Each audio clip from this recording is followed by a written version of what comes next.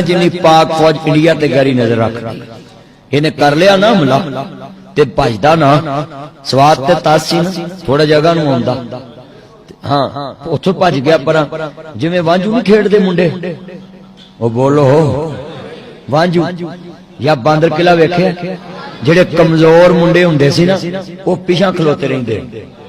छितरां दे लागे नहीं आउंदे और कड़े कढ़ाए फड़ के खलोते हुंदे क्यों जी इन्हां दी मिसाल इंडिया दी होए ये बांदर किला खेडन लग पिया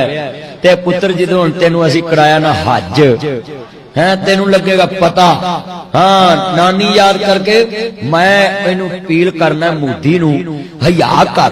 असी तेरी धी लई शवेब अख्तर ने वो की नाम है सियालकोट शवेब है शवेब मलक है सानिया बोलो इनू पता ही इनू मक्खन मैं जान के ना लिया सी उंजदा भी मुंडे भला पुछदे कहीं दे जान देन राती मैं सियालकोट ही सा ओनू मैं मोदी नू कहना है कि कदी अपने जवाइयां ते भी हमला कीता चलिया नाले धी दित्ती उन्हां साडे पंजाब दी एक कल्चर आ पिंड दा जवाई पूरे पिंड दा जवाई है ते असीं तुहाडी धी लई है ते तुसीं पाकिस्तान ते हमला करके अपनी धी जालना चाहंदे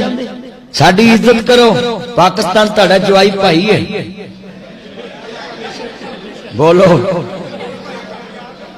इंजी है ना मैं एला जांदा cricketer I like you I salute you cricketer के तू काम ते चंगा कीता है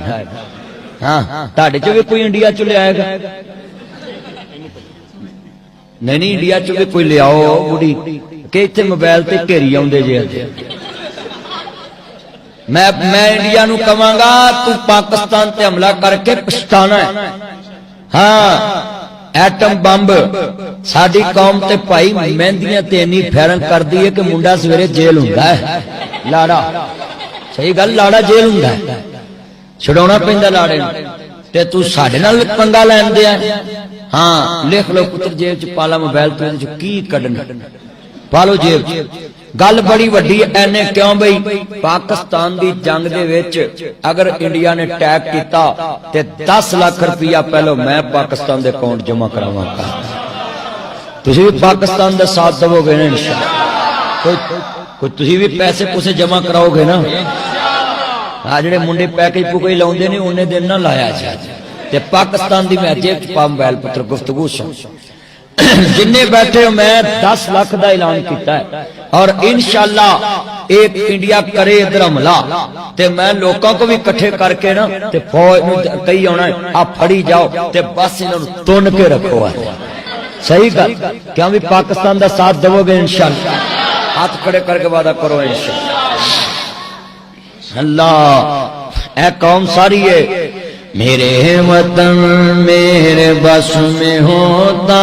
तेरी हिफाजत करूं मैं ऐसे एक जान क्या हजार हूं तो हजार तुझ पे निसार कर दूं मेरे वतन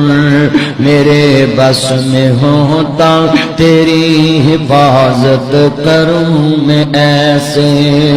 एक जान क्या सारे पढ़ो एक जान क्या हजार हो तो हजार तुझ पे निसार कर दूं सारे अपने वतन वास्ते बोलो नहीं तो मरोगे एवें हाँ उधर अगले गां नाल नहीं करन देंदे जे ते पढ़ लो पाकिस्तान दी कदर च